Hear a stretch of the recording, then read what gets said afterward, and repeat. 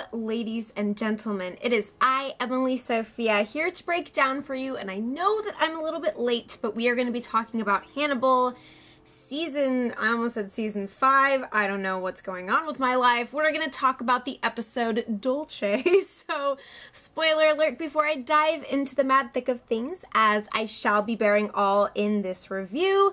Thank you guys for waiting for me to upload this. Normally, I film my vlog reviews immediately after watching the episode, and I wanted to, but I almost got in a car accident the other day. Things were scary and weird, but I'm here now. So we're gonna talk, and also I will be doing at some point this weekend a review of the new Walking Dead trailers, both Walking Dead and Fear the Walking Dead, so stay tuned for that. Anyways, we have some business to attend to. General impressions of the episode. This was one of my all-time favorites in the history of the series so far, simply for the sheer, relentless, no-holds-barred, just nobody gives a fuck anymore. It is the end of giving such things for basically every single character. I think that as far as the characters who really stole the show, well, it is Hannibal's show. So that's kind of a given, and he is a big deal in this episode, as is his relationship with Will Graham once again, because, well, this marks the first time that we've actually seen the two of them together, acknowledging one another's presence, physically communing with one another, and otherwise. So that was pretty groundbreaking stuff. The twisted bad bromance certainly ensued there.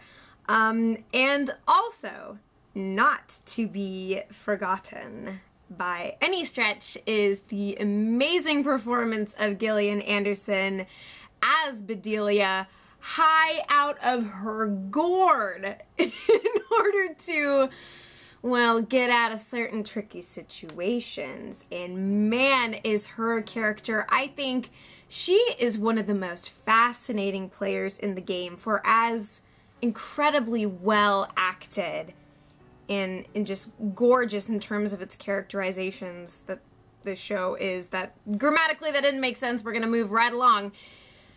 I have to say that Gillian as Bedelia and all of the layers to that character are just sucking me in, and I would watch a show about Bedelia herself. I am telling you what, because this woman is, she is an undefined territory, and we have pretty much known this for the entire past season in her dealings with Hannibal. One does not simply play psychiatrist to the Dr. Lecter himself without having a certain proclivity for darkness. And we know that Bedelia has been drawn into Hannibal's sphere of influence, or shall we say manipulation, because that's what it is.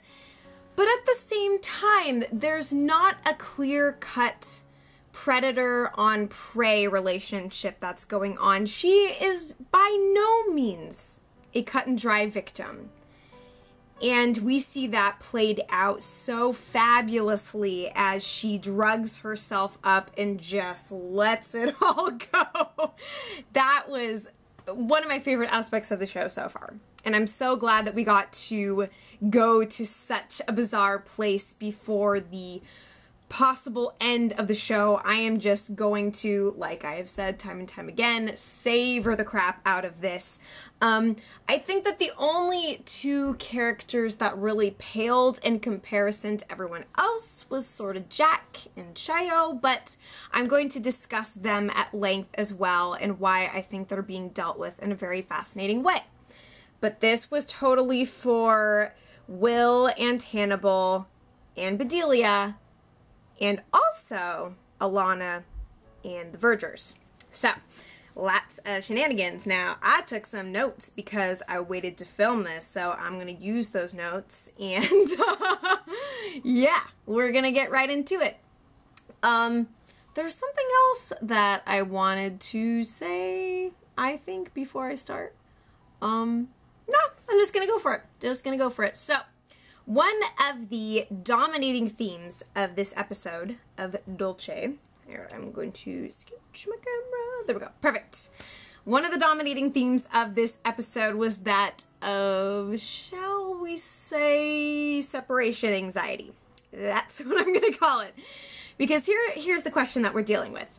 How can Hannibal Lecter kill Will Graham? Or Will Graham kill Hannibal Lecter if the two are just so synchronously and inextricably linked that they are unrecognizable apart from each other? That's something that we're seeing at play here. And Will even ends up confiding in Hannibal that he feels the guilt that is associated with Hannibal's crimes, a fact which I think Hannibal's taste buds ponder in the prelude to their joint demise. That was a favorite episode or moment in the episode of mine, was the two of them sitting together in the art museum and just exploring the work of Botticelli and the aftermath of all that's transpired. And yet it's both the beginning and the end for Lecter, as he tells Bedelia earlier on in the episode. So we're dealing with this sort of the separation and yet the convergence of Will and Hannibal. And that is key, and that is central to life and everything that happens in the episode. But we do see that Alana Bloom has aligned herself, on the surface at least, with the perverse likes of Mason Verger, who got some nasty moments in this episode. Oh, the heebie-jeebies. I was feeling them up, down, and sideways. Lots of not okay things going on in that department. And Margot has as well, also on the surface. But the two women pull this facade apart and converge as lovers, intertwining in their disdain for the man whose schemes they appear to be supporting on the surface. So that is a very big and key moment, and quite surprising, I think, for a lot of us as well. But then, in another form of separation, of course, Bedelia realizes that the only way she can escape implication in Hannibal's crimes is, of course, by abandoning her true identity and shooting up a drug cocktail akin to the one that the dear old doctor used to suspend Miriam Lass, if y'all remember, in a purgatorial stupor back in season 2.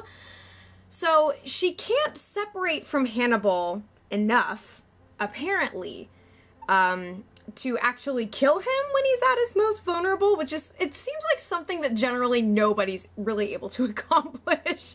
But yet, then again, she wants to see who among those traveling across the world to catch the beast, who's gonna sink their fangs first. She kind of wants to, she's curious. See, that's the dominating theme, another dominating theme that is, of the season is curiosity. But can curiosity kill the Lecter? That is the question of the hour. But, yeah. So she forges a very intoxicating alibi, which was amazing to watch unfold, so good, and basically paint, or shall we say, a level dining table. Let's put it in the culinary food related metaphors. And if Hannibal really did or does intend to eat her, well, then he's every bit the cannibal that we know him to be, since she is his true equal. If you guys recall, I think it was maybe in the first episode where he was saying it's not cannibalism unless they're equals, I believe is what, I think that was from the scene with, it was Eddie Izzard and, you know, kind of those flashback sequences. But yeah, so I think that they are total equals, like, without question, and that is what makes their dynamic so marvelous to watch unfold. And I could watch a show of just the two of them, like that first episode that we got, you know? I would do it. I would. But yeah, so it's a brilliant ruse that, what is my thought here? It's a brilliant ruse that allows her, just this relentlessly eloquent and commanding woman, and of course Gillian Anderson, who's portraying her, to show Bedelia escaping the burden of curiosity, of ever watching the events in the world of Hannibal Lecter, and pretty much sending all of his pursuers even further down their merry way. Not to mention, she gets to scoff even at Chaillot for, you know, she's telling the one person who cannot indict her in any possible way that she is actually Hannibal's psychiatrist. And she owns that. This is, of course, before she enters her, you know, goes Alice in Wonderland style. But, you know, so rather than painting herself to be one of the birds whom Hannibal has caged, she comes out saying, like, oh, I am advising him in his affairs, which makes you think, there's something more to that than her just messing with this woman for the sake of messing with her. You know, everything that Bedelia has done is so calculated. She strikes me as the kind of person who is every bit as in control as Hannibal Lecter himself, therefore making her, I think, the ultimate culinary experience. And oh my gosh, the cannibal puns that the two of them were sniping back and forth at one another, and she was saying that I'm not marinated enough for your taste, and all the savoring the flavor of Bedelia / Gillian Anderson. But yeah, it's definitely one of my favorite aspects of one of the show's trippiest episodes yet. I mean, trippy in terms of the mirrored ink blot and kaleidoscopic visuals and all the just quintessential craziness and transcendence that we get to witness on a normal basis, but also in terms of just the character states of mind. I mean, at every angle, there is this dizzying conflation of intentions, essentially. Love becomes hate, becomes love, over and over and over and over. I mean, think about that dynamic in terms of all the character dynamics that we get to witness in this episode. Love becomes hate, becomes love. I'm just gonna put that out there. If I've got time at the end of the review, I'll go further into that, but we got more ground to cover, more fish to be fried. But yeah, something that I also noticed too is the role reversals that get to play out in Dulce. Whereas Hannibal and Ilana were once lovers, and even on one lone winter's eve, Will and Margot, we now see that the partners have switched. Although, you know, you could argue those in the shipping community that Will and Hannibal have always been an item for one another. But yeah, so we get to see Margot with her weaponized, big quotes on quotes, her weaponized uterus removed by her repulsively family-oriented brother. So she now turns to Ilana for a way to take over the Verger Empire, whereas, similarly with Will and Hannibal, there's nothing left between them except a stolen Last Supper by the end of things. So it's kind of cool to see how those dynamics play out and the parallels that we get to witness. So it doesn't seem completely crazy out of the blue that Ilana and Margot get together like they do. I could go into that so far and so long, but I will say that I'm actually a little bit disturbed by the relationship because of the plans that Margot has for Ilana and the acquisition of the sperm and the means to certain ends. So that's not to say that there isn't like a bona fide crazy attraction. I mean, we witnessed that unfold in a very artistic way, but it does freak me out a little bit. I don't know how it's all gonna go down. The two of them are definitely at a major crossroads, and they're pretty much poised to pounce at this point, now that Mason's got what he wants, but they've also got Mason where they want him. And you know, it's just, everybody's after each other at this point, if y'all weren't aware. Now, I'm going to talk about Chaillot and Jack because there are things that need to be addressed, so bear with me here. So, I guess that I found Chaillot to be little more than a catalyst of new events in Will and Hannibal's relationship. Although Bedelia does importantly point out earlier on that Chayo might be an even greater mistake of Hannibal's than Will himself. Because when you think about it, so Chayo, she's freed from her Lithuanian prison by a man who exhibits a great many Hannibalistic qualities, only to believe that Hannibal, whom she, number one, watched grow up, and number two, whose maturation essentially resulted in Will Graham, as he is, like, and after all of this, she still thinks that Hannibal should just be caged and not completely eradicated. Although there's a lot of trauma that kind of plays into that. I mean, so many different layers that you can get into, like anything with this show. But Chayo is enigmatic, but not quite in the way that Bedelia is enigmatic, I would say. Because basically what she does is she sort of serves to both like drive Will and Hannibal even closer together, a la their romantically matching head wounds, if you guys noticed that in the museum scene.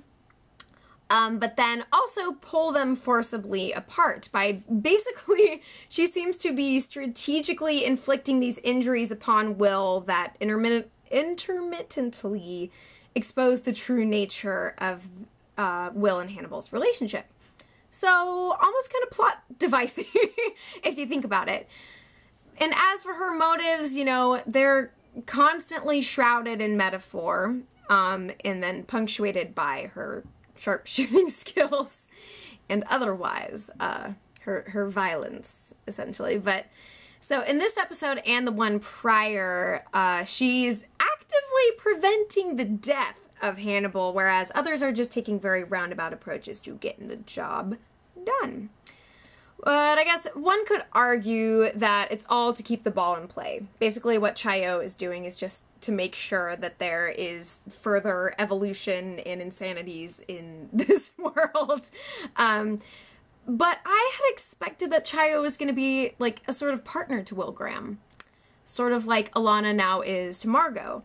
But it turned out that the role was actually filled by Jack Crawford instead, which is fitting to be sure, but it just kind of makes you wonder why Chayo was brought into play. You know, if like she's just kind of there to do things that make things happen, like to like flick the domino and, you know, set him up and watch him fall. I don't know. It's just weird. It's weird. Jack, who deserves just a lot of acclaim for what he has done in this season, more specifically Lawrence Fishburne and his portrayal of Jack. But yeah, so speaking of that guy, it seems like he's come under quite a bit of fire for refusing to end Hannibal's life himself. And even Will questions why Jack would simply leave him hanging after the once-in-a-lifetime opportunity to, you know, actually exact his own form of revenge. And Jack is one of those people who kind of, I mean, everybody sort of deserves a piece of the pie that is Hannibal Lecter, you know, but still, I think the thing with Jack is that he carries a lot of guilt for what's happened with Mr. Graham. So, it goes like this. Basically, Jack feels responsible for the arguable crimes of Will, who feels responsible for the crimes of Hannibal, who, well, who even knows with that guy? But in Jack's eyes, I think that Will killing Hannibal would be Will's soul, which is part of the reason why he goes to Italy in the first place and leave, you know, after putting to bed his wife and all of that. Like, if this is what he wants to do, then Hannibal's death at Will's hands would actually kind of redeem them both, more or less. I mean, logic doesn't really play into what happens with Will and Jack's approach, although it might have gone according to plan had one of Hannibal's playthings not intervened, that being Chayo. But whatever the case, you know, like, Jack's hopes of redemption died a pretty tragic death when he is made the guest of honor at the ribbon-cutting event for Will's Parsley and Thyme season brain feast. You know, that was very sad to watch. But, yeah, that was a position that was once occupied by Clarice Starling in another universe, when you guys think about it. But yeah, so he realizes that this is pretty much the pinnacle of his long ago desire to borrow Will's brain and, you know, to solve Hannibal's crimes. So tragically enough, also, Jack is a little bit too tunnel visioned at the sight of Will and his bending over backwards reach for atonement to realize that the monster's under the table. So bada bing, bada boom. I kind of feel like Jack must have known that it was already over, you know, and the only thing he could pretty much do was gaze on his unintended design, if we want to go back to the language of seasons 1 and 2. But yeah, so does that make sense? So Jack wanting Will to do it is sort of redemption for them both, and that ends up getting stolen from them both, essentially, which is something that Hannibal is quite good at, as we know. But yeah, in the end, ultimately, it seems like Mason Verger's incredibly convoluted plan to bribe the entire Italian police force was a success. Woohoo! Throw the confetti. And somehow they're able to get both Will and Hannibal out of there. I don't know what happened with Jack, or if I missed something, because it was just such a quick cut. Like, we went from this bizarre scene of, like, the blood splattering into the beautiful blue sky that reminded me of, like, the wallpaper from from Toy Story, except, well, you know, we're in the land of classic art, so something other than that. But yeah, just this weird, crazy scene juxtaposed with the two of them hanging upside down, like execution slab of meat style, you know, it's nuts. But Chayo, I guess, gets her wish for a caged Hannibal, apparently. And Mason, of course, is preparing for the Feast of a Lifetime, which he's been gearing up for alongside his personal physician, who I am calling the Yellow King from True Detective. They've been getting ready for this business like a bride-to-be is getting ready for her wedding reception. So the long and arduous hunt does appear to be over, but a predator like Hannibal is not going to be kept in the corner for long. And also, I mean, there's a lot of action. That's also the way I said it. There's a lot of action that we are gearing up for, especially as Margot is still on the hunt for her brother's sperm before she flips the script. I want to say that Will Graham has never been more worse for the wear, but he has just had a stream of so many incessantly horrifyingly bad days that it all just kind of bleeds into one prolonged nightmare that I guess we're all going to be forced to wake up from when the show ends. But I guess to conclude all of this business, the way that I feel that makes me happy is that this season, it has the emotional depth and the breadth of like a big cataclysmic final season when you really think about it. Even though this isn't meant to be the end and might not actually be the end. But, I mean, despite the fact that this crazy cat and mice game could go on for as long as Bryan Fuller's proclivity for twisted creativity, as long as it goes on, still, it's good to know that even if our worst dreams are realized, and even if this is the end, that like, this season is reaching as far into the lofty heavens and as deep into the ghastly depths as it possibly can. I mean, it feels plausible that this could be the end game, honestly, if we attempt to believe the impossible. That Hannibal Lecter is a human being. But with the spellbinding power, not spellbinding powerful, the power to convince the world otherwise, you know, because it's like at some point the jig has got to be up, but it's Hannibal and he's basically playing God. Still, I don't know. I'm trying to see every possible angle of things as we go forward, and yeah. So thank you guys so much for watching this review. It's been super fun. Can't wait till next week. I'll have my Walking Dead reviews up soon. Trailer review stuff won't be nearly as long as this review. And more True Detective other stuff to come too, I hope. So you guys take care of yourselves, and as always, I will be back before you know it. Rattling scale like a real